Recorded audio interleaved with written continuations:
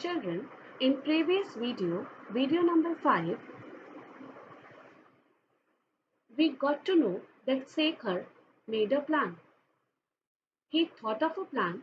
Now let's see what the plan was.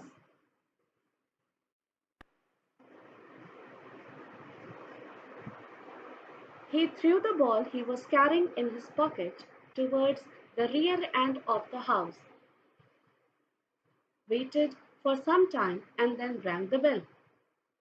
Didi instantly opened the door and stared at Sekhar and Wolf. "I am Mr. Basu's nephew," Sekhar said politely. "Yes, I recognize you. I have seen you often playing in the garden of the opposite house. What is it that you want?" Didi asked. "I have lost my ball in your garden." Sekhar pretended to look worried. "Can I search for it?" Didi looked at Sekhar for a second and then smiled and nodded her head before following Sekhar to the rear end of her garden.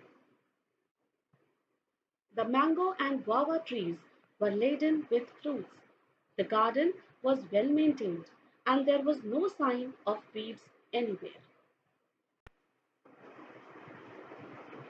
Now, what was the plan of Sekhar, children? He threw the ball deliberately in Didi's house. Deliberately means knowingly, so that he could initiate a conversation with Didi. As anticipated, Didi opened the door and allowed him to take the ball. Sekhar introduced himself to Didi and started the conversation by appreciating her well-maintained garden. Now, difficult words. Pretended means assumed. Laden means heavily loaded. Now, children, answer the following questions. First question, what was Sekhar's plan to initiate friendship with Didi?